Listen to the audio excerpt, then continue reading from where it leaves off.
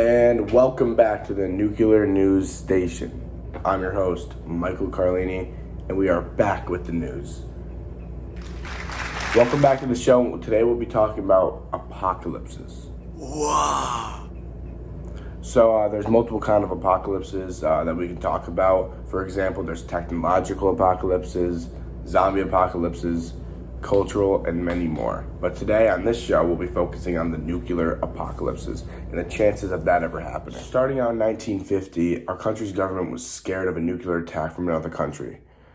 But for some reason, the government was hiding it from the public, hiding the seriousness of nuclear attacks and nuclear bombs and nuclear warfare and nuclear apocalypse. Proof that they were hiding it was the comic horror film called The Cafe.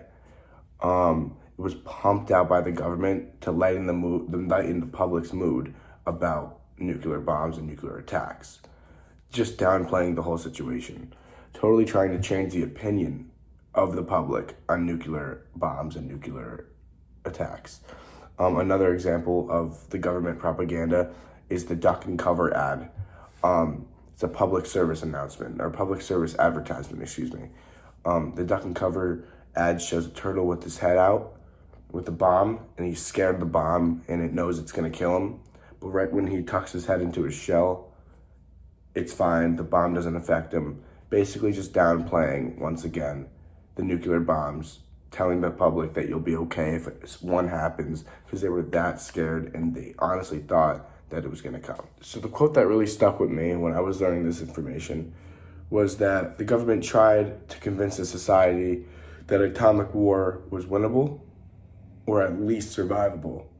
And this was just not the case. The government knew that, but of course they were trying to push the narrative that nuclear warfare and nuclear bombs and everything like that were very less of an issue than it really was at the time to the citizens, which I personally think is unfair. So this was a warning.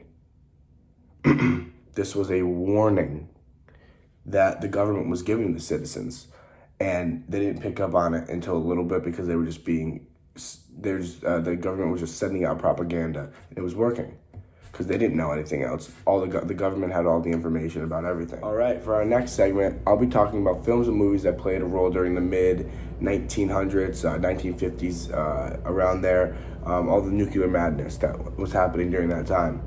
The year was 1959. It was the first Hollywood big budget film with major stars to show the result of total nuclear warfare.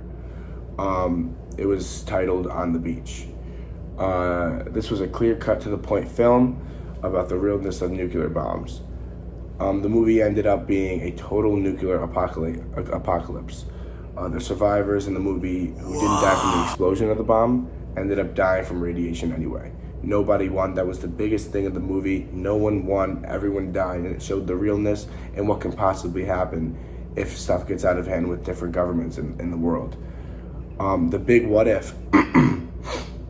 The big what if is the fear of the future. Could this possibly happen in years to come?